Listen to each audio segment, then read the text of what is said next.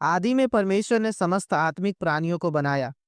पवित्र शास्त्र बाइबल में इन आत्मिक प्राणियों के विभिन्न नाम पाए जाते हैं, जैसे आत्माएं, स्वर्गदूत, करूब, सराफीम, परमेश्वर की सेना या स्वर्गदूत की सेना, प्रधानताएं, अधिकारी, उच्च स्थान के शासक, तारागण या भोर के तारे। समस्त आत्माओं की रचना आदि या आरंभ में की हुई। सृष्टि से पहले इनमें से किन्हीं आत्माओं का अस्तित्व नहीं था। परमेश्वर ने ही इन्हें जीवन दिया। यदि परमेश्वर इन्हें जीवन न देता तो उनमें जीवन नहीं होता। यूहन्ना सुसमाचार पहला अध्याय और 3 वचन पढ़ सकते हैं। और नेहम्याह की पुस्तक 9 अध्याय और 6 वचन में लिखा है, प्रभु केवल तू ही है, प्रभु तू ही है। तूने ही आकाश को, सर्वोच्च आकाश को, नक्षत्रों और तारों को बनाया है। प्रभु स्वर्ग की सेना तेरी वंदना करती है। प्रभु परमेश्वर आत्माओं से अति महान है। वह तो उनके पहले से ही अनंत काल से अस्तित्व में है। उसी ने उन्हें बनाया, उसी ने उन्हें जीवन दिया।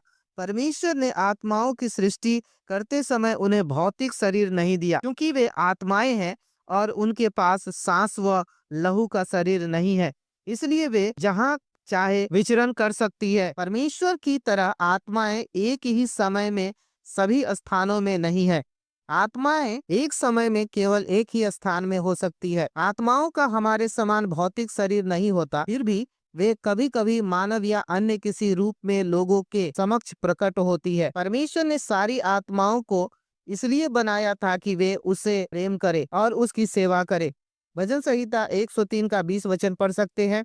इब्रानियों की पत्री पहला अध्याय और 14 वचन पढ़ सकते हैं। आदि में, शुरू में ही समस्त आत्माएं परमेश्वर के स्वर्गदूत थे। स्वर्गदूत शब्द का अर्थ है संदेशवाहक या सेवक। क्योंकि परमेश्वर ने उन्हें बनाया था, इसलिए वे उसी के सेवक थे। उन्हें इसलिए बनाया था कि वे परमेश्वर की इच्छा एवं आदेश का पालन करें।